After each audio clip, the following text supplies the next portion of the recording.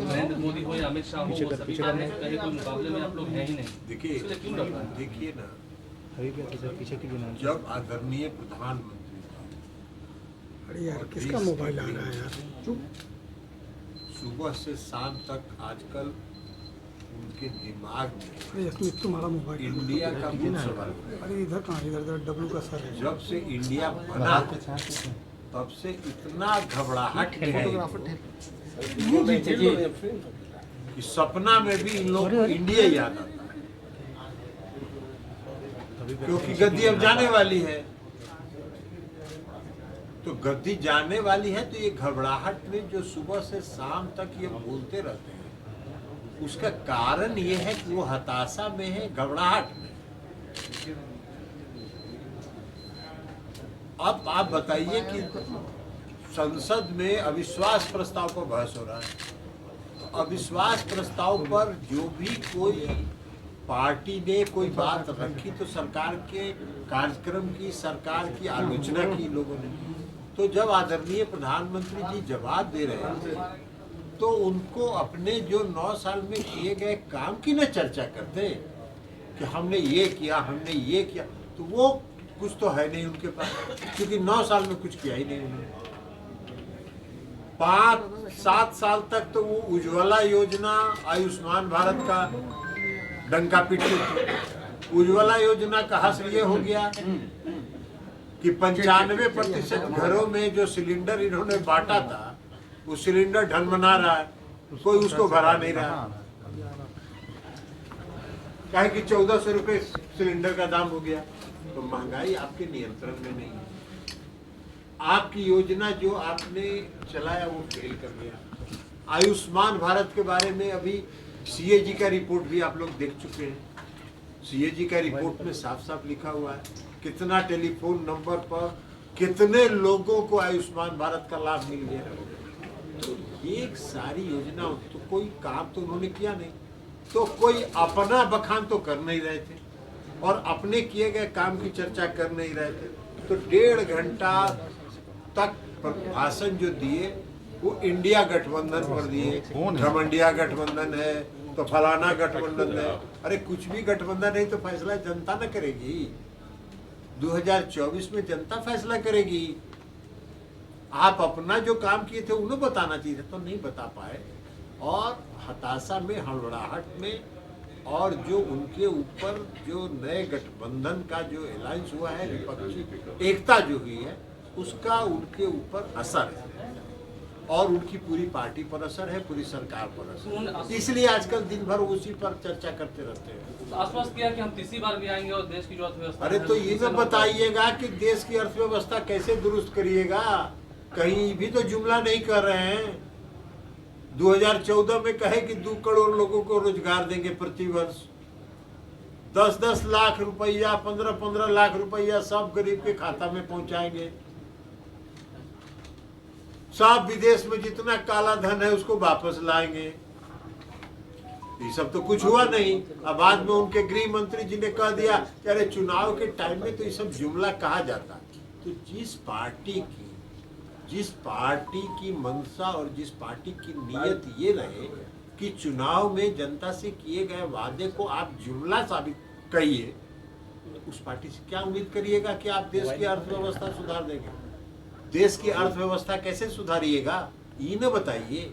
आज $1 की कीमत 83-84 रुपये हो गया, तो अर्थव्यवस्था कहाँ जा रही है आपके देश की अर्थव्यवस्था कहाँ जा रही है? कहाँ से आप विश्व का तीसरा अर्थव्यवस्था बना लीजिएगा?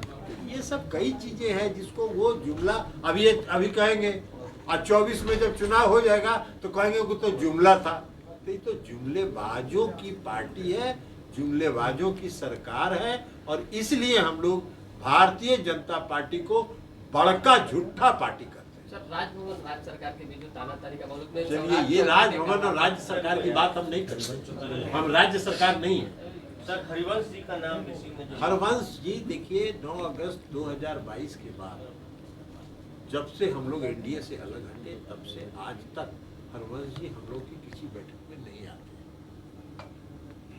और न ही संसदीय दल की बैठक में आते हैं। पार्लियामेंट्री पार्टी की भी मीटिंग हम लोग जब संसद का सत्र चलता है हर बुधवार को करते हैं, उसमें भी नहीं आते। तो जब किसी पार्टी में बैठक में नहीं आते हैं, और हो सकता है, संभव है कि प्रधानमंत्री जी ने उनको मना कर दिया हो कि भाई मत कोई बैठक में जाइए, इसलिए वो नहीं आते हैं। हालांकि यह भी सत्य है कि उपसभापति कोई भारतीय जनता पार्टी ने उनको नहीं बनाया।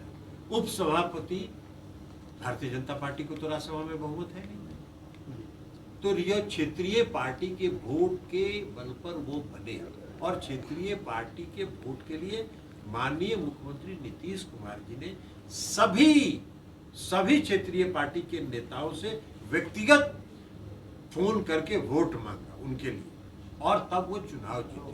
लेकिन हो सकता है कि उनको प्रधानमंत्री जी ने 9 अगस्त 2022 के बाद जब हम लोग एनडीए से अलग हट गए और महागठबंधन में आ गए, तो उसके बाद सरकार ने उनको कहा होगा कि किसी बैठक में नहीं जाइए, तो इसलिए वो बैठक में नहीं आए। आते हैं, आते ही नहीं है, आते ही नहीं है, बैठक में नहीं है, तो वो बता सकते हैं। टेक्निकली तो अभी वो जदयू से बाहर नहीं जा सकते, तकनीकी रूप से तो जदयू से बाहर नहीं जा त्यागी भी तो ज्यादातर बैठक में नहीं रहते। किस त्यागी हर बैठक में आते हैं? किसने कहा आपको? कहाँ से आप ये सूचना ग्रहण करते? ये सूचना आपको कहाँ से ग्रहण हुआ? केसी त्यागी जी पार्टी के नेता है और हर संसदीय दल की बैठक में भी आते हैं। सर एक सवाल है सर कि पद की कोई संवैधानिक स्थिति नहीं ना है कि इसीलिए वो आप लोग साथ में आ रहे हैं? नहीं, पहले आते थे वो, उसके 9 अगस्त के पहले वो हर बैठक में आते थे। लेकिन लेकिन 9 धीरे-धीरे अगस्त को देखो जब कहाँ माननीय प्रेम घुसा दिया। मुख्यमंत्री जी ने पटना में बैठक बुलाई थी, सभी सांसदों की, सभी विधायकों की, सभी की बैठक उन्होंने बुलाई थी राय विचार करने के लिए, उसमें भी वो नहीं आए थे। भाजपा के संपर्क में है सर? अब ये तो आप बता सकते हैं। ठीक है सर, थैंक यू। सिक्योरिटी बना है, इसमें क्या कहेंगे आप? छुट्टी बना, ये पार्टी का काम है, ये पार्टी का काम है, इसमें हमको क्या करना है? पार्टी का अपना संगठनात्मक ढांचा को कोई प्रेस के माध्यम से संगठन का काम करते हैं, संगठन का काम करते हैं। बहुत बड़ा है सर, बिहार में लॉ एंड ऑर्डर पर बीजेपी इसको पाकिस्तान से तुलना कर रही है, कह रही है कि तुलना देखिए, हम पाकिस्तान जैसे हालात हो गए। बीजेपी घूम फिर के उसके पास कुछ नहीं बचा है, बीजेपी के पास कुछ है नहीं। बीजेपी धार्मिक उन्माद फैलाने के लिए पाकिस्तान का नाम लेता है। तो इसलिए इससे नहीं, हम लोग सभी धर्मों का सम्मान करते हैं, हम लोग सभी समाज के हर समाज का सम्मान करते हैं। हम लोग सांप्रदायिक सद्भाव में विश्वास करते हैं, हम लोग सामाजिक सद्भाव में विश्वास करते हैं। भारतीय जनता पार्टी धार्मिक उन्माद में विश्वास करती है, लेकिन उनका कोई असर नहीं होता है। आपने देखा है कर्नाटक के चुनाव में आदरणीय प्रधानमंत्री जी ने जिस तरह का भाषण दिया था, धार्मिक उन्माद फैलाने वाला, वो भाषण शायद हिंदुस्तान के आजाद भारत के आजाद हिंदुस्तान के इतिहास में किसी प्रधानमंत्री का उतना निम्न स्तर का भाषण नहीं हुआ होगा कि जय बजरंगबली का नारा लगाइए और कमल छाप पर बटन दबाइए। ये उनका स्तर था, उनके भाषण का। तो ये भाषण उनका वो उन्माद फैलाना चाहता है, कोई भरोसा नहीं करता है। इस देश की जनता, कर्नाटक की जनता ने रिजेक्ट कर दिया, अब बजरंगबली भी रिजेक्ट कर दिए।